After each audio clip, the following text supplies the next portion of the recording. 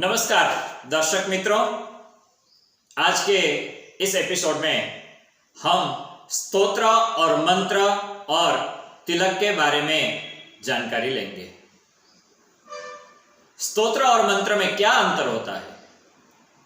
स्तोत्र और मंत्र देवताओं को प्रसन्न करने के शक्तिशाली माध्यम हैं। आज हम जानेंगे कि मंत्र और स्तोत्र में क्या अंतर होता है। किसी भी देवता की पूजा करने से पहले उससे संबंधित मंत्रों को गुरु की सहायता से सिद्ध किया जाना चाहिए। स्तोत्र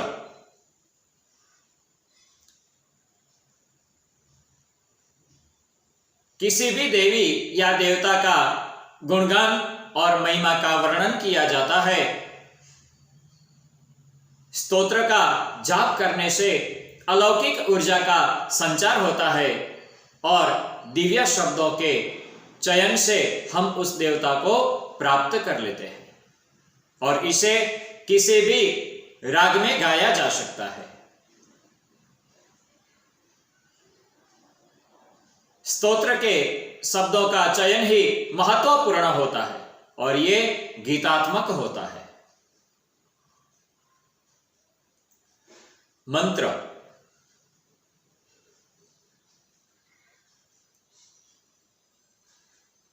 मंत्र को केवल शब्दों का समूह समझाना, उनके प्रभाव को कम करके आंकना होता है। मंत्र तो शक्तिशाली लयबद्ध शब्दों की तरंगे हैं जो बहुत ही चमत्कारिक रूप से कार्य करती है। ये तरंगे भटकते हुए मन को केंद्र बिंदु में स्थिर करके रखती है। शब्दों का संयोजन भी साधारण नहीं होता। इन्हें ऋषि मुनियों के द्वारा वर्षों की साधना के बाद लिखा गया है। यह कोई साधारण नहीं है। मंत्रों के जाप से आसपास का वातावरण शांत और भक्तिमय हो जाता है, जो सकारात्मक ऊर्जा को एकत्रित करके मन को शांति करता है। मन के शांत होते ही आधी से ज्यादा समस्याएं अपने आप शांत हो जाती है। मंत्र किसी देवी और देवता का खास मंत्र होता है जिसे एक छंद में रखा गया है।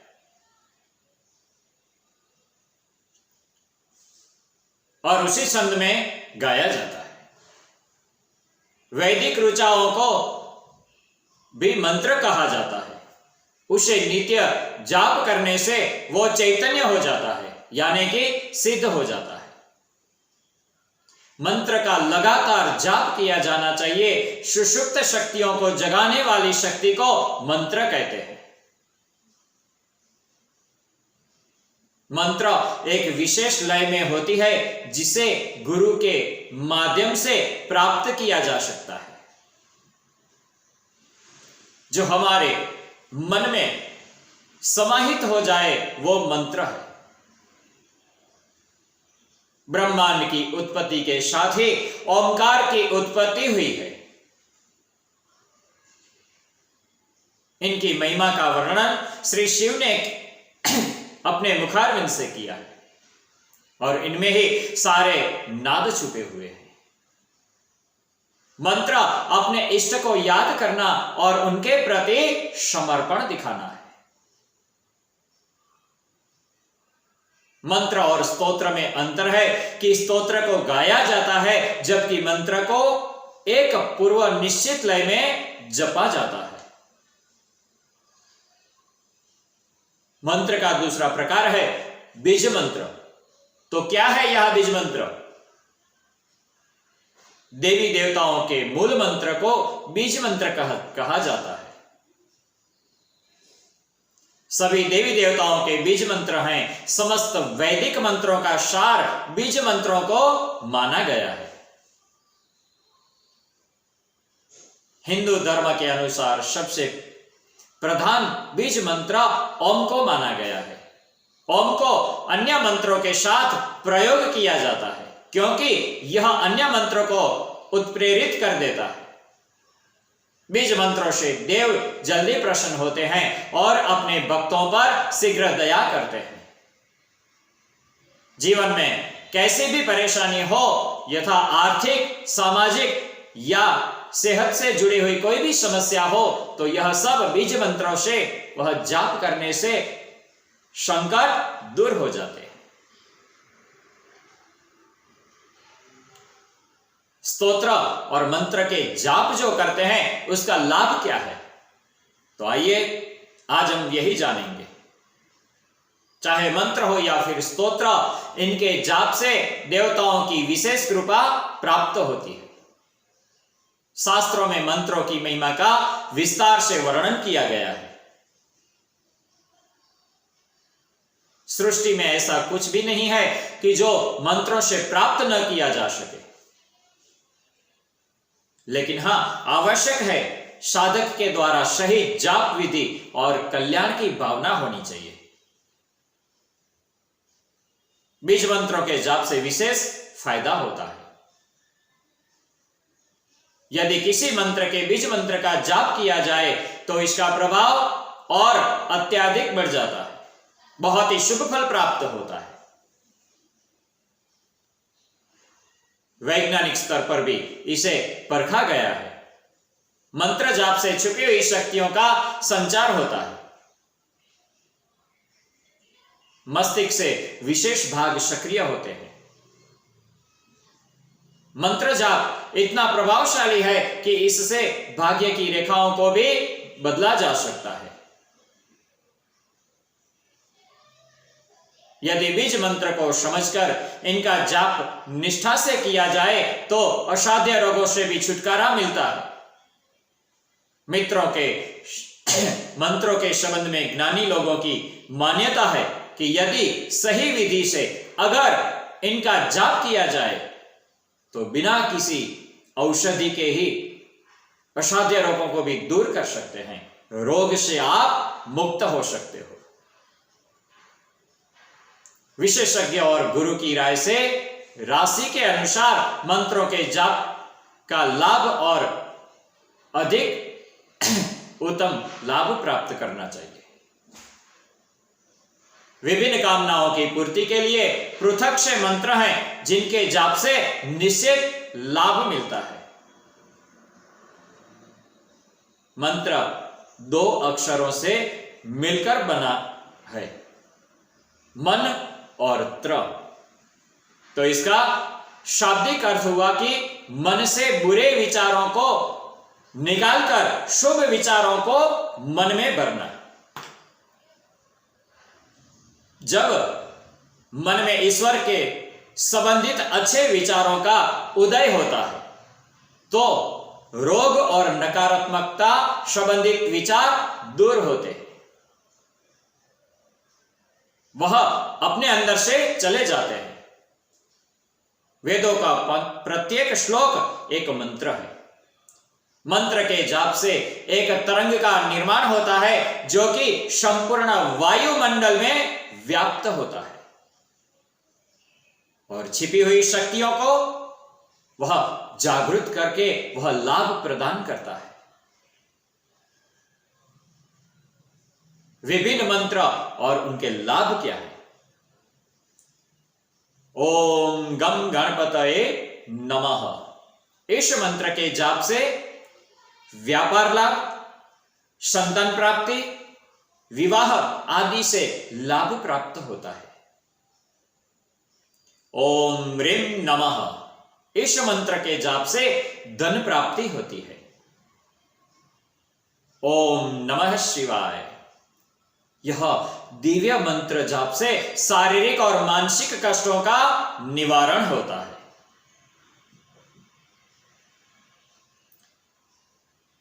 ओम शांति प्रशांति सर्व क्रोधोपशमनी स्वाहा। इस मंत्र से क्रोध शांत होता है, मन शांत होता है। ओम ह्रीं श्रीं अर्यः नमः। इस मंत्र के जाप से सफलता प्राप्त होती है। ओम क्लीम ओम, इस मंत्र के जाप से रुके हुए कार्य सिद्ध होते हैं और बिगड़े काम जल्दी बन जाते हैं। ओम नमो भगवते वासुदेवाय, इस मंत्र के जाप से आकस्मिक दुर्घटना से मुक्ति मिलती है और पितरों से शांति मिलती है। अगर आपको पितृदोष है तो भी इस मंत्र का जाप करना चाहिए। ओम ह्रीं हनुमंते रुद्रात्मक ओम फटः स्वाहा, यह सामाजिक रूपता बढ़ाने के लिए और पदोन्नति के लिए यह मंत्र खास है। ओम हम पवन बंदनाय स्वाहा, यह ऊपरी हवा के लिए यानी कि भूत प्रेत या ब्लैक मैजिक के लिए, उसमें से मुक्ति पाने के लिए यह मंत्र है। ओम ब्राह्म ब्रीम ब्रौम शह राहुवे नमः, परिवार के अंदर अगर बहुत सारा कलेश है और परिवार के अंदर बीमारियां हैं तो यह शांति के लिए यह मंत्र काम आएगा।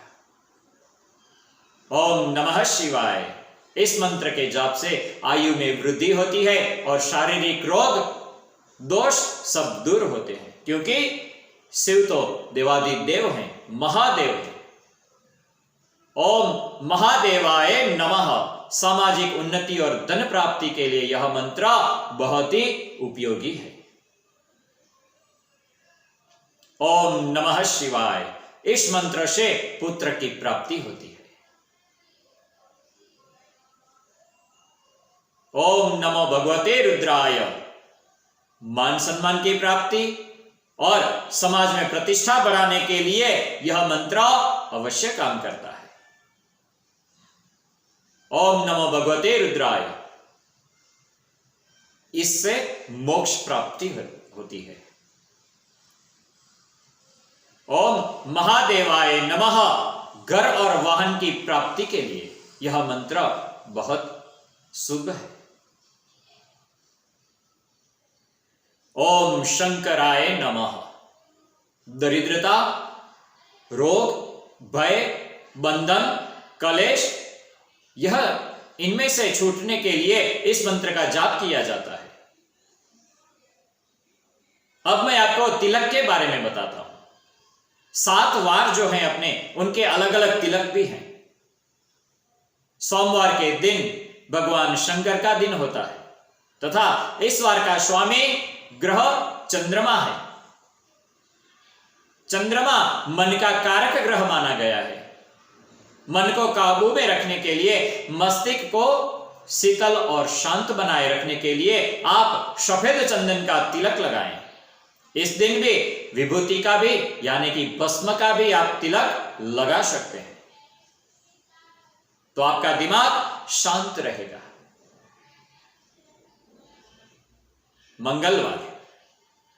मंगलवार को हनुमान जी का दिन माना गया है। इस दिन का स्वामी ग्रह मंगल है। मंगल लाल रंग का प्रतिनिधित्व करता है और इस दिन लाल चंदन या तो चमेली के तेल में घुला हुआ सिंदूर का तिलक अगर लगाएं तो आपके अंदर ऊर्जा का संचार होता है, आपके अंदर कार्य क्षमता में विकास होता है। इससे मन की उदासी और निराशा दूर होती है और आपका दिन बहुत ही शुभ रहता है।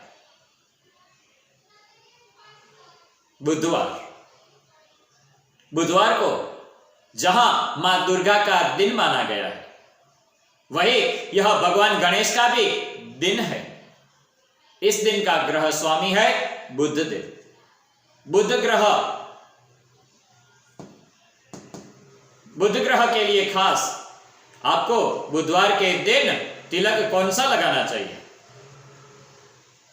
तो आपको बुधवार के दिन सफेद चंदन का तिलक लगाना चाहिए। गुरुवार को बृहस्पतिवार भी कहा जाता है। बृहस्पति यानी कि ऋषि देवताओं के गुरु हैं। इस दिन के खास देवता हैं ब्रह्मा जी। इस दिन का स्वामी ग्रह है बृहस्पति। बृहस्पति यानी कि गुरु, और गुरु का पीला रंग होता है, सफेद मिश्रित पीला, इन्हें रंग प्रिय है। इस दिन सफेद चंदन की लकड़ी को पत्थर के ऊपर घिस के उसके अंदर थोड़ा केसर मिलाकर उसका लेप बनाकर अगर उसका आप टीका करें तो आपके लिए दिन बहुत ही शुभ रहेगा। अगर आप हल्दी या तो गोरो चंदन का भी तिलक बनाकर इससे अगर आप लगाएंगे तो आपका मन प्रफुल्लित रहेगा, आपका मन पवित्र रहेगा और सकारात्मक विचारों से भरा रहेगा और आपका दिन शुभ रहेगा। और एक बात और बताऊं कि आर्थिक परेशानी से निकलने के लिए भी यह आपको बहुत शुभ माना जाएगा।